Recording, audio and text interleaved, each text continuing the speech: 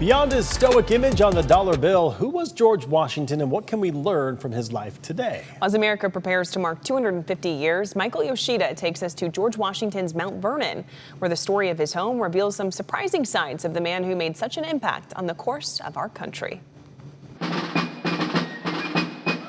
War hero, founding father, and revolutionary farmer.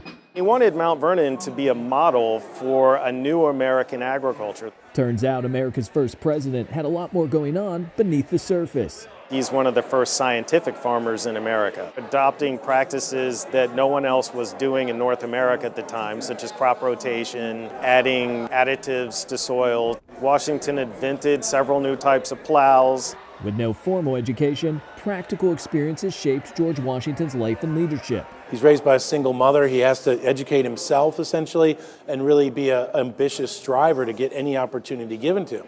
A farmer, surveyor, fort builder, inventor, and future president who learned through early failures. Just like all of us, he was very much a fallible person. And as a young man, he had been arrogant about his abilities. In the French and Indian War, he has no experience leading men in battle. He's 21 years old.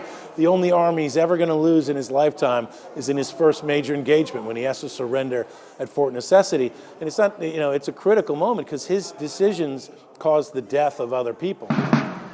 From a young officer to leading the Continental Congress and Army and eventually an entire nation, Washington's losses and mistakes were his greatest lessons. He is that kind of person that is constantly trying to improve the things that he's done.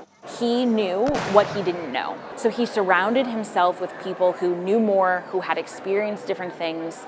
He sought out their advice and he listened to it. A complicated figure with often contradictory views on race, Native Americans, and slavery that evolved over time. Through the course of his lifetime, he comes to believe the system is immoral. By the end of his life, create a process where the people that he owns could be emancipated. He was trying to show the country that slavery was not the future of the nation. Washington's legacy, not one of perfection, but instead of a flawed, self-made, constantly curious man who helped shape a nation by putting service, restraint, and responsibility above himself. He innovated all the time, and I think that spirit of reform, of trying to make the nation just a little bit more perfect for the generation that followed, is actually the true founding legacy, and is one that requires each generation to pick up the mantle and carry it forward to leave their successors with a slightly more perfect union. In Mount Vernon, Virginia, I'm Michael Yoshida.